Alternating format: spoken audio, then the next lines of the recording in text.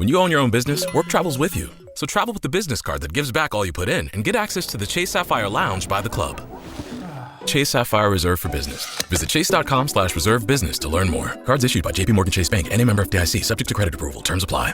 Campus life is full of compromises. Tiny dorms, zero closet space. But with HomeSense, you can overpack stylish bedding, storage, and decor without overspending. HomeSense, the home of no compromise. Part of the HomeGoods family.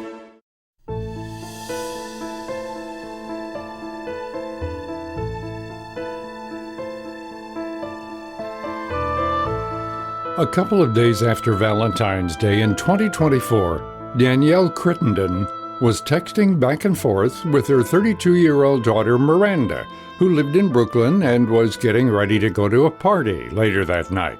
Miranda had just texted a selfie of her finished makeup look, and her mom replied back with the word stunning and asked for a full picture so she could see the outfit. Miranda texted back that she'd try to send one later, and that was the last text between the two. The next morning at about 10 to 10 a.m., we got a call from a Brooklyn police officer that our daughter had been found unconscious in her bedroom, that she just happened to have a cleaning lady come in that morning who had found her. And you're hearing police radios and the voice of this person telling you your daughter's unconscious, and I think they find it very hard to say straight out, she's dead. He said, she's unconscious. We think she collapsed around 3 a.m.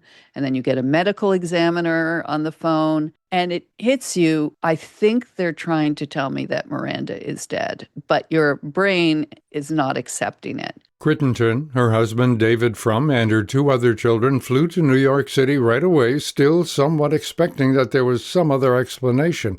But by the time they got to their daughter's apartment, her body had already been taken away to the morgue, and the police had sealed the apartment. That was the beginning of the days of unreality, where 2 days, 3 days after Miranda and I are exchanging selfies about what she's wearing, I'm sitting in front of a computer with a funeral director choosing a coffin for her. And the funeral director is saying, well, what coffin do you think would suit your daughter best? And there are just days and days that you have to make these decisions that not only did you ever expect to make, of course, but that just feel unreal. Crittenden is a journalist and is the author of the new memoir, Dispatches from Grief, A Mother's Journey Through the Unthinkable, that follows what the last 2+ years have felt like following her daughter's sudden death.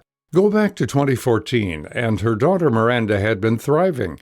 She was living in New York City, had a beautiful apartment, promising career, and was enjoying life. 5 years earlier, it was a different story. In her late 20s, she'd been diagnosed with a rare non-malignant brain tumor and underwent brain surgery to remove it. The procedure saved her life, but the damage from the tumor had left her dependent on daily hormone replacement medications. After Miranda's abrupt death, Crittenden spoke with her daughter's doctors to find some answers. Some hormones, like cortisol, have side effects. They can make you gain weight. They can affect your mood.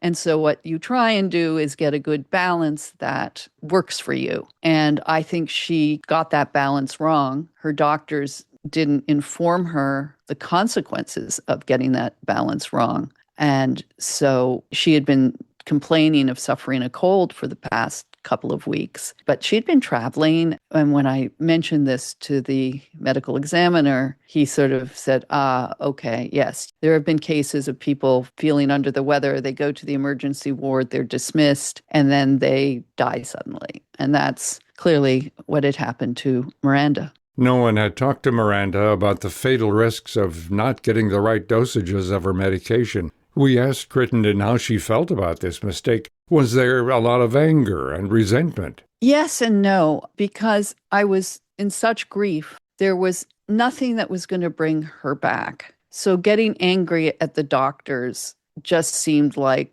kicking a toe against a wall pointlessly. It wasn't going to help me. It wasn't going to bring her back.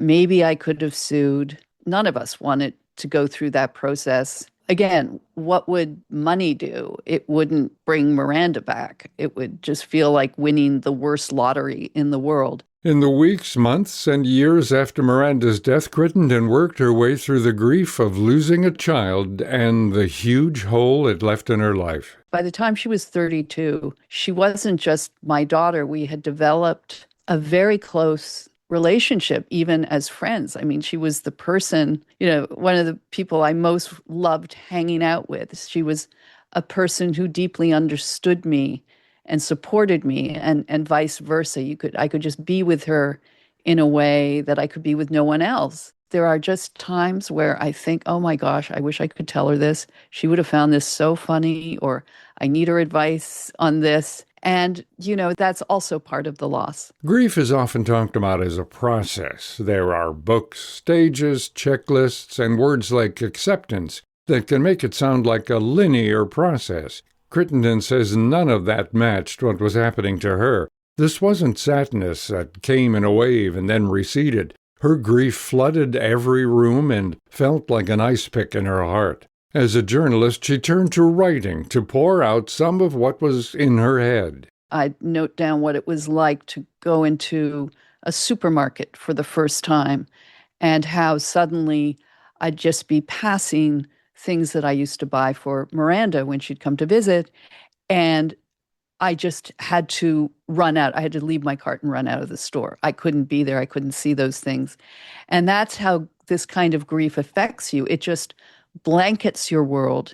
You see your late child in every corner of your house, on the roads that you drove on, in her belongings that she will no longer wear. Crittenden started seeing a therapist and doing EMDR therapy, which stands for Eye Movement Desensitization and Reprocessing.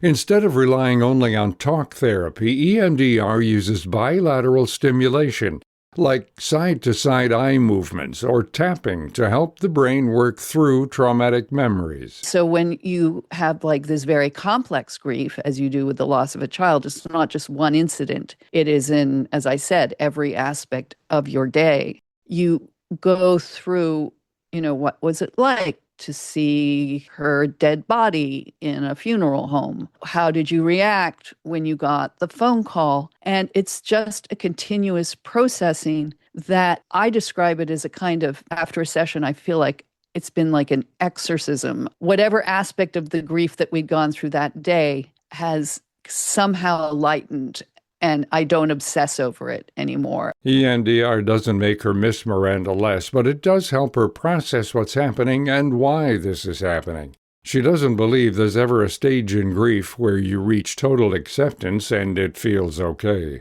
I find now I'm much more present in the moment. I can enjoy something in the moment. I can laugh. And then it's like I equate it to having kind of like war wounds. Then suddenly the pain acts up, there it is again. And it's a pain I will carry throughout my whole life. I don't think I will ever experience unmitigated joy again in the way I used to be able to.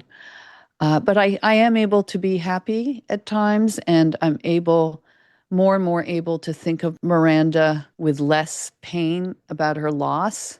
After Miranda's death, she felt like writing helped keep the memory of her daughter alive. She remembers one night as she was falling asleep, she started talking to Miranda about this. I heard her voice come very sharply into my head, saying, "No, Mom, what is going to keep me alive is you. And the only way you will keep me alive is if you live."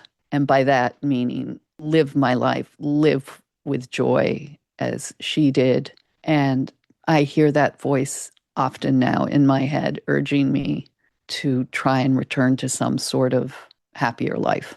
If you or someone you know is grieving, maybe the end goal isn't to find the right words or feel at peace. Maybe it's to keep showing up, keep living in whatever way that might look like, and to understand that some losses don't get smaller as time passes.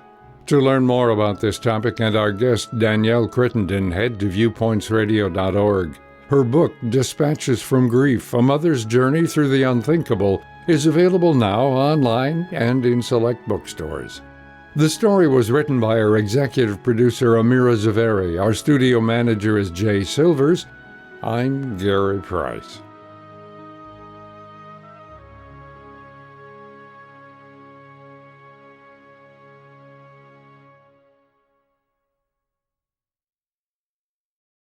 When you own your own business, work travels with you. So travel with the business card that gives back all you put in and get access to the Chase Sapphire Lounge by the club.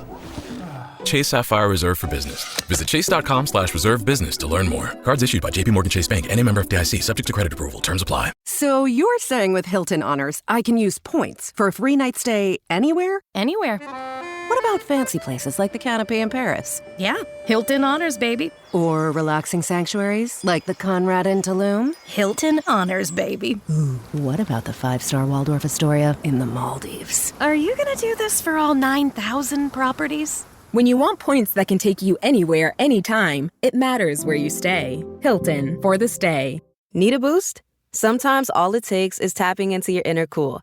Icebreaker's gum helps you unleash the confidence within. Each chew releases a rush of icy flavor powered by cooling flavor crystals, sending a wave of refreshment to reinvigorate all your senses. Icebreaker's convenient pack fits everywhere, from car cup holders to backpack pockets, so you can find your cool wherever you go. Grab Icebreaker's gum online or at a store near you.